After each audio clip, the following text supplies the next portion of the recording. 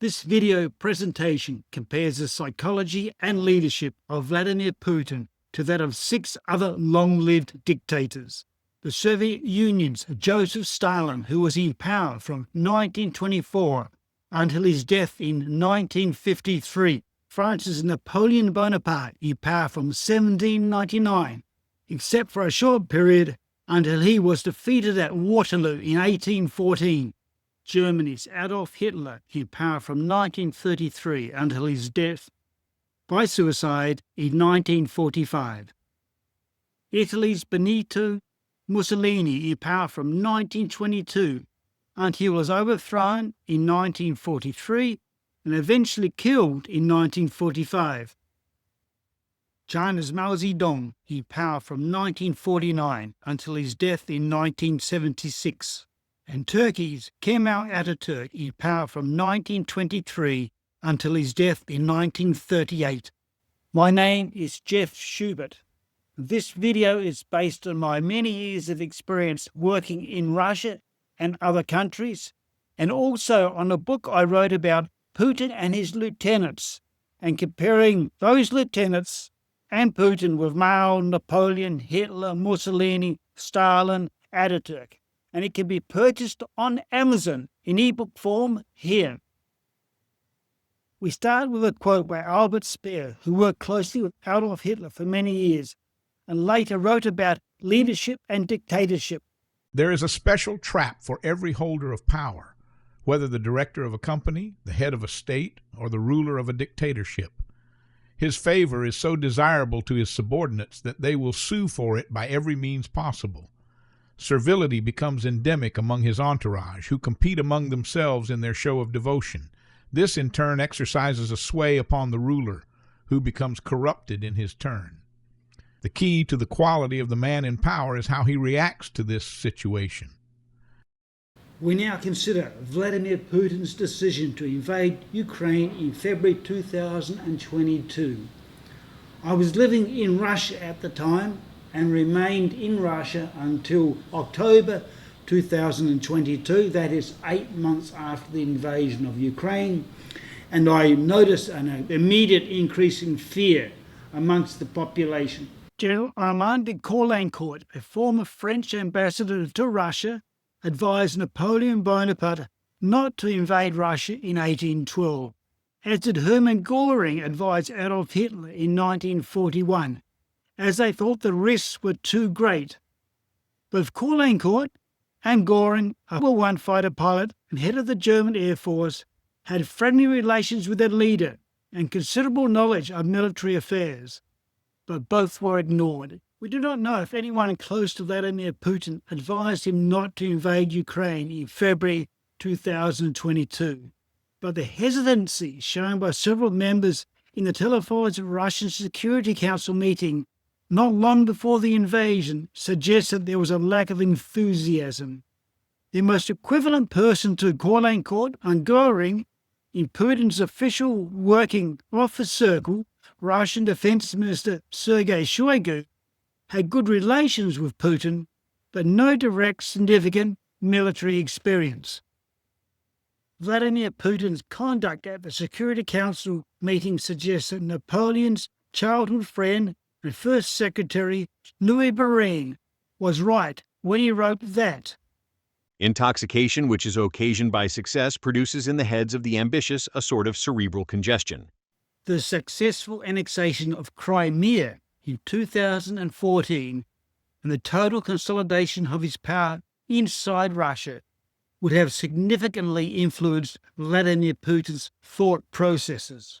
Conduct of Putin's minions at the Security Council meeting also suggests that Albert Speer was right about subordinates and their servility.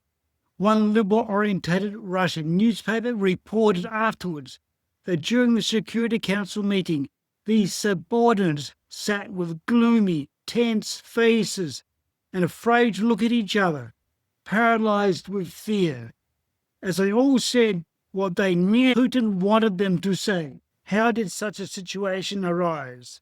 When Putin first came to power, he was described by some commentators as little more than an ex-KGB operative of moderate success, who got lucky and had the leadership baton passed to him from Boris Yeltsin, and then benefited from a favourable international scene and rising oil prices before progressing to a dictatorship because of his own historical grievances.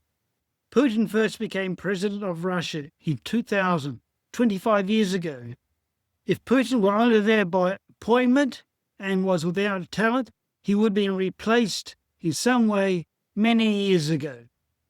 Describing Joseph Stalin, Nikita Khrushchev stressed his superior ability. He didn't simply come with a sword and conquer our minds and bodies. No, he demonstrated his superior skill in subordinating and manipulating people. The Yugoslavian politician Milovan Djudjic, who had close dealings with Stalin and his lieutenants from 1944, observed that Stalin sized up people quickly and was always particularly skillful in exploiting people's weaknesses. In the same vein, Adolf Hitler was a man of superior ability. Albert Speer noted that Hitler knew men's secret vices and desires. He knew what they thought to be their virtues.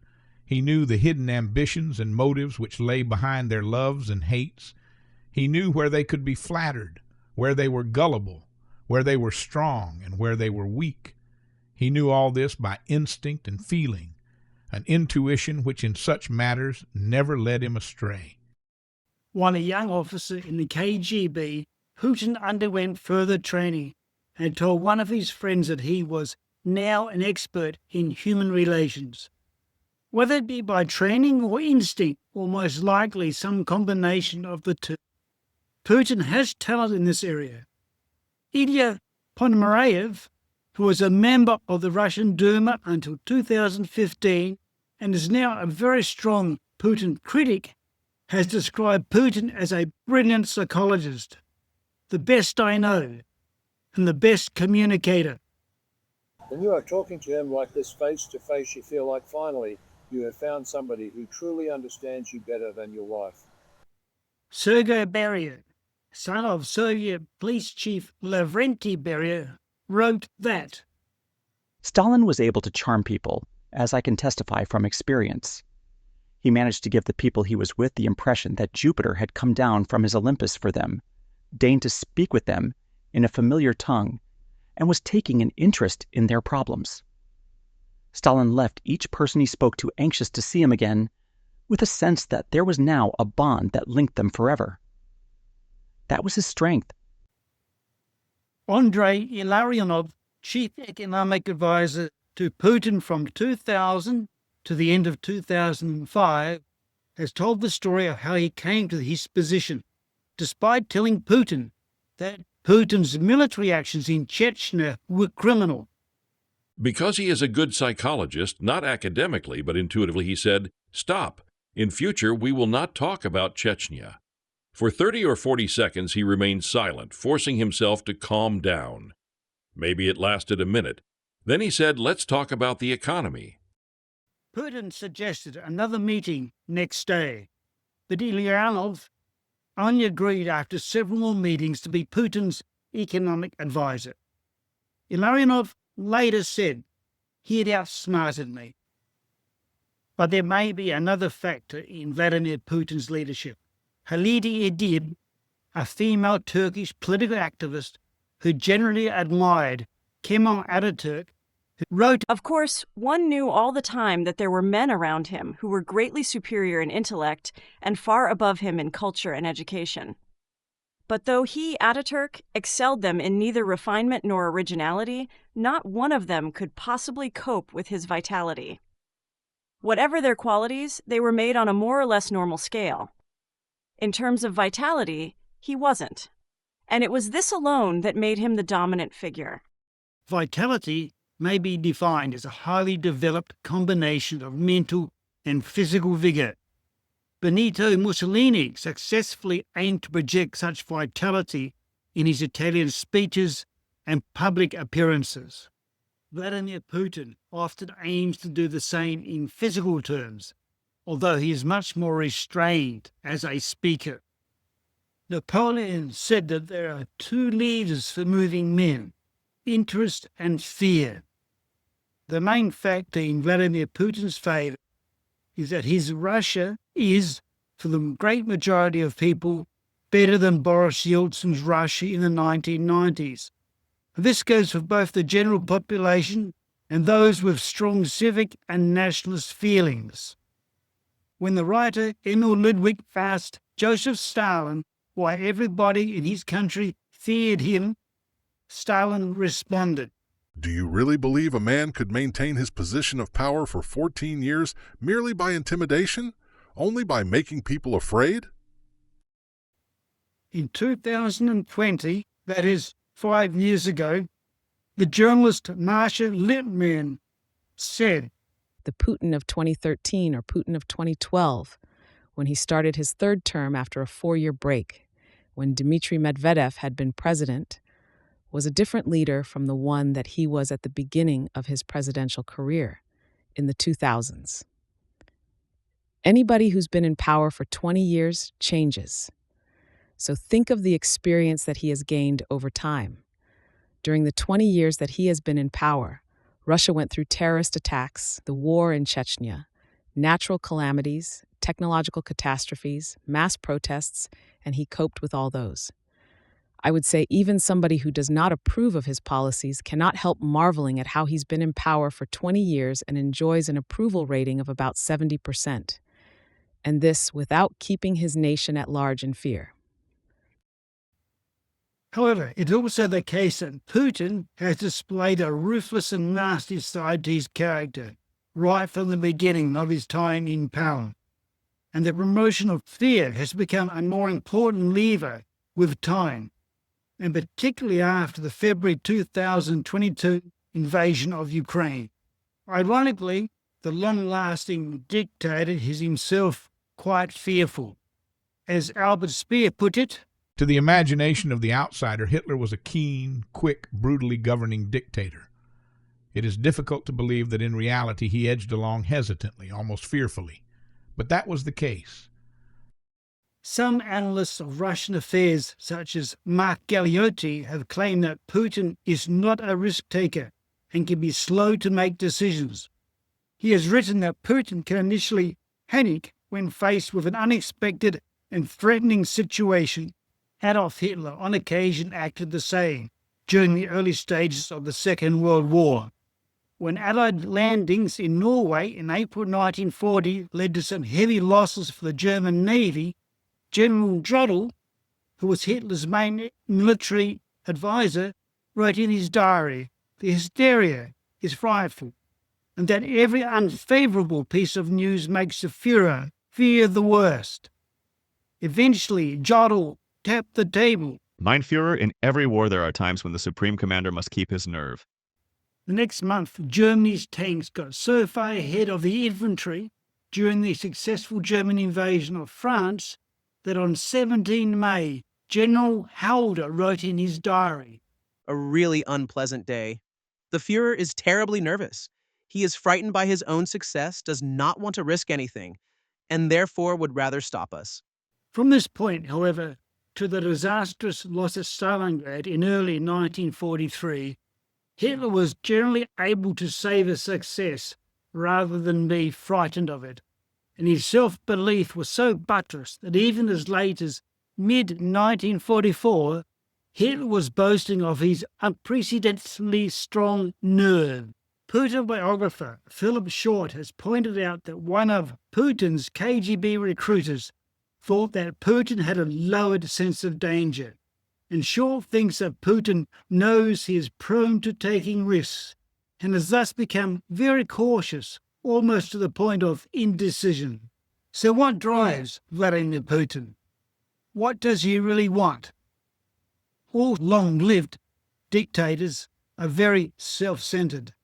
A British ambassador wrote about Italian dictator Mussolini. His first consideration is Mussolini. His second is the fascist regime. His third, Italy. Italian King Victor Emmanuel was concerned about the political turbulence in Italy in 1922, and explained why he decided to appoint Mussolini as Prime Minister. He is really a man of purpose, and I can tell you that he will last some time. There is in him, if I am not mistaken, the will to act, and to act well. Mussolini himself claimed that the will to dominate was the fundamental law of life of the universe. Boris Yeltsin later wrote of his decision to make Putin Prime Minister and possible presidential successor. He wrote, Putin had the will and the resolve. When an American journalist asked Stalin about the role of good luck in his career, Stalin replied, "What do you think I am, an old Georgian granny to believe in gods and devils? I believe in one thing only, the power of the human will." Zedong's doctor, Li Jishui, wrote that Mao was a center around which everyone else revolved. His will reigned supreme. This will would not be thwarted, and he was quick to lash out at anyone who tried. By 1958, Mao's voice was so powerful, his point of view so strong, that it was becoming difficult for the cautious to disagree. The force of Mao's will gradually silenced those who disagreed, and those who pandered to him began to lie. Louis Barré, Napoleon's friend and first secretary, wrote, Without any shock, and in the space of 4 years, there arose above the ruins of the short-lived republic a government more absolute than ever was Louis XIV. While this extraordinary change can be assigned to many causes, I had the opportunity of observing the influence which the determined will of one man exercised over his fellow men. The strength of will of the dictator can become an excuse for the lieutenant's willingness to be servile and obey. Albert Speer wrote about how dependent he and his other lieutenants felt on Hitler's will. Nikita Khrushchev made a similar point about being one of the victims of Joseph Stalin's will. As became clear, Putin's first steps after becoming president in 2000 demonstrated will and resolve and vitality, and all about restoring order inside Russia and then restoring what he perceived to be Russia's historically important place in the world. Dictators generally see themselves in a very positive light. Milovan Djilas, the Yugoslav politician who spent time with Stalin and his lieutenants, noted that even in Stalin, certain great and final ideals lay hidden. His ideals, which he could approach by molding and twisting the reality and the living men who comprised it. In a similar vein, Mao Zedong's personal doctor for over 20 years, Li Jishui, wrote that Mao insisted on policies that no one else had ever imagined, dangerous, risky policies like the Great Leap Forward to promote rapid industrialization, the people's communes, and the Cultural Revolution, attacking those in authority pursuing the capitalist road, all of which were designed to transform China. Putin has long been developing a fanatical side related to his reading of Russian history, and like Mussolini is increasingly thinking of self and equating himself with an ideal of Russian greatness. There was probably exhilarated reading during the COVID-19 isolation, and this has resulted in Putin's ruthlessness becoming increasingly cruel to achieve his aims. After the outbreak of war with Ukraine in 2022, Russian Foreign Minister Sergei Lavrov was asked whether Putin consulted with him. Lavrov said that Putin has 3 advisors. These are Ivan the Terrible, Peter the Great, and Catherine the Great. Joseph Stalin also immersed himself in history. The cruelty of Ivan the Terrible was something that Stalin took particular notice of, writing in the margin of a biography, Teacher. In 1946, Stalin criticized a new movie about Ivan the Terrible, telling the director that changes must be made. He said, Ivan the Terrible was cruel. You can show he was cruel, but you must also show why he needed to be cruel. Some close observers of Vladimir Putin, such as Philip Short and Mark Galeotti, have suggested that Putin does not want to die in office. Mussolini's son-in-law and Italian Foreign Minister Galeazzo Ciano noted in his diary in 1941 that the aging dictator could be somewhat sensitive about this. The Duce Mussolini is exasperated by the publication in the magazine Minerva, published in Turin, of a motto by some Greek philosopher or other. The motto read, "No greater misfortune can befall a country than to be governed by an old tyrant." History is likely to record that Putin initially did good things for Russia, but by the end the situation had radically reversed. Chen Yuan, an early colleague of Mao Zedong, got the direction of change right when he said, "Had Mao died in 1956, his achievements would have been immortal. Had he died in 1966, he would still have been a great man. But he died in 1976. Alas, what can one say?" While not wanting to be remembered like Mao Zedong, Philip Short and Mark Galeotti have suggested that Putin saw the February 2022 special military operation in Ukraine as a last opportunity to bring Ukraine to heel, and that bringing Ukraine back into the fold would have been the crowning achievement of his career. Putin also probably thought that he was the only person who could possibly do this. In August 1939, Adolf Hitler spoke to his generals to convince them it was time to take military action against Poland, saying, "Essentially all depends on me, on my existence, because of my political talents. But I can be eliminated at any time by a criminal or a lunatic." Several months later, with Poland under the belt, and Germany consequently at war with Britain and its allies in the west, but still at peace with Russia in the east, Hitler told senior military officers that the time was propitious for war on two fronts because Neither a military person nor a civil person could replace me. I am convinced of my powers of intellect and decision. Now there is a relationship of forces which can never be more propitious.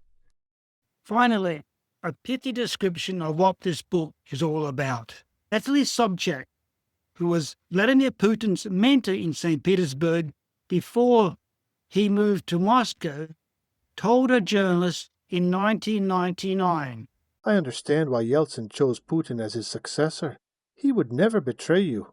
But I also understand that once he has power, Putin will never give it back to anyone." Before I wrote about Vladimir Putin, I had initially written a book about dictatorial CEOs and their lieutenants, and this book is also available for purchase. I can be contacted at my email address, schubert@jeffschubert.com, and I'm also on LinkedIn, X, or the X Twitter, and Blue Sky.